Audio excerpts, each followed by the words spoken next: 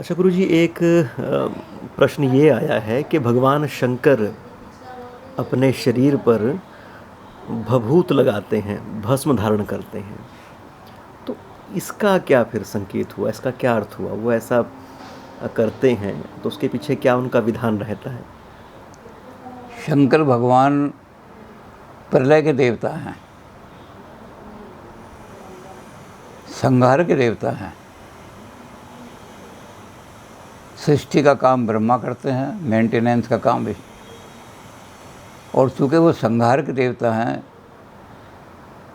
अंत का काम उन्हीं का है, तो जहाँ संहार होता है वहाँ शंकर भगवान विराजमान रहते हैं। शमशान भूमियों में सब जगह शंकर भगवान ही विराजमान रहते हैं, क्योंकि वो अंत है जिसको कोई रोक नहीं सकता, सत्य है। भगवान शंकर कहते हैं मृत्यु ऐसा बड़ा सत्य है जिसको कोई डिनाई नहीं कर सकता। तो संहार लेवल पर भगवान शंकर खड़े रहते हैं, और उस संहार से क्या बचेगा? उससे कुछ नहीं बचेगा। उससे तो भस्म ही भस्म बचेगी। उस भस्म को धारण करने से आदमी को पता लग जाता है यही मेरी अंतिम डेस्टिनी है,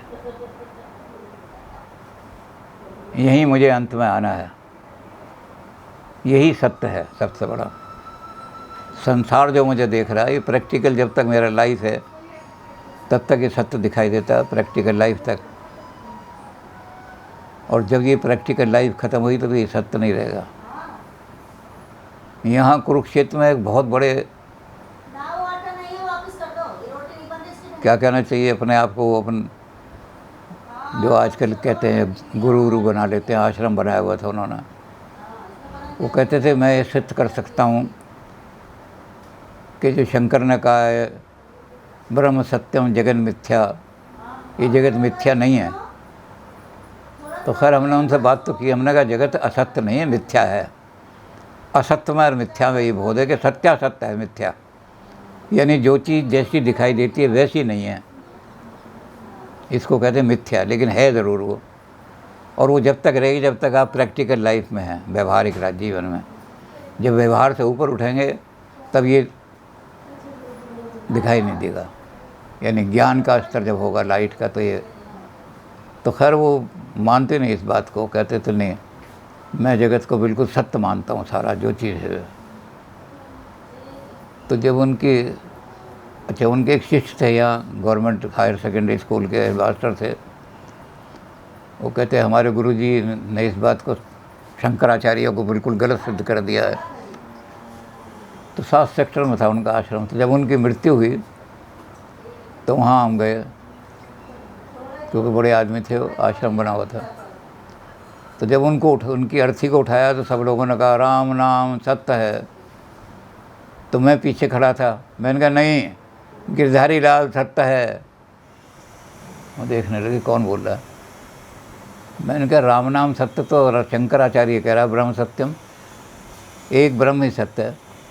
आप तो ये कहो गिरधारी लाल जो तुम्हारे गुरु मर गए वो सत्य हैं। अगर सत्य है तो मर कैसे गए, नाश कैसे हो गया उनका? तो मैंने कहा इसलिए अपने गुरु का अपमान मत करो, आपके गुरु तो सबको सत्य मानते, तो इसलिए ये नारा लगाओ गिरधारी लाल सत्य हैं, गिरधारी लाल सत्य हैं। वो कहने लगा आप ऐसे टाइम पे भी मखौल कर रहे हो। नहीं, मैंने कहा अपने गुरु की बात मानो आप।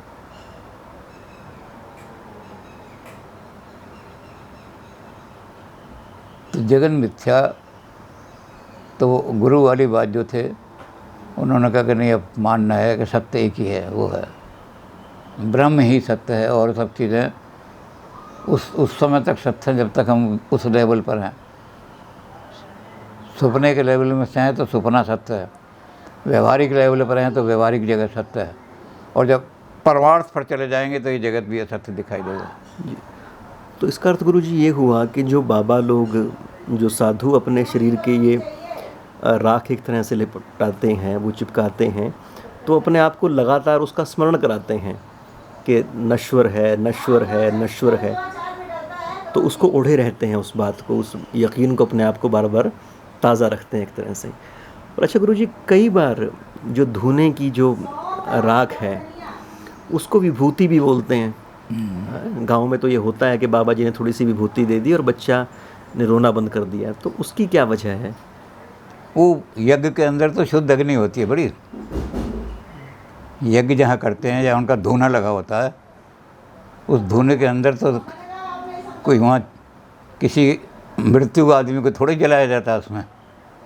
वो तो पवित्र अग्नि होती है, और उस पवित्र अग्नि की विभूति वो धारण करते। विभूति का मतलब ये है कि जिसके अंदर कोई उच्चता हो, समान हो, कोई महान विभूति जिसको कहते हैं कि ऊंचा आदमी है ये विभूति का। तो वो जो पवित्र अग्नि है, उस अग्नि को और इस तरह ले जाती है औरतें। बच्चा जो है इसके अंदर कोई दुर्बलता होगी तो ठीक हो जाएगा। तो उसको विभूति को, वो विभूति जो होती है वो शमशान की राख नहीं होती। शिव जी शमशान की राख लगाते हैं। शिव जी तो ये कहते हैं कि अंत ये है तेरा, यही अंत है जो मैं तुझे दिखा रहा हूँ, इसको धारण करते हैं। अंत में सब में संहार ही संहार होना है। और ये जो धोने की राख है, ये तो पवित्र अग्नि है जी। धोने में कोई अब एक धोने में अगर गलती से कोई अगर छपकली भी आके गिर गई और जल गई तो उसको सारे को साफ़ करके नए सिरे से धोना लगाएंगे। तो धोना मृत्यु का, शरीर का उसमें वो नहीं होता संस्कार। धोने में तो पवित्रता का होता है। और जो चीज़ जितनी पवित्र होगी उतना वो पावन होगी, उतना ही वो लोग पूज्य बनेगी। तो उसको विभूति इसलिए कहते हैं कि उससे वो पावन बन जाती है, पूज्य बन जाती है जी। और महिलाएं इसको ले जाती है कि हमारा बच्चा जो है इससे डर भय वय दूर हो जाएगा, क्योंकि इसमें बहुत तेज आ गया है सारा। वो सारा तेज इसके अंदर पवित्रता आ गई है। धोने के अंदर ही बड़ा साधना होती है, बड़ा मंत्र पढ़े जाते हैं, बड़ा सब होता है। तो धोने वो ले आते हैं वहाँ से।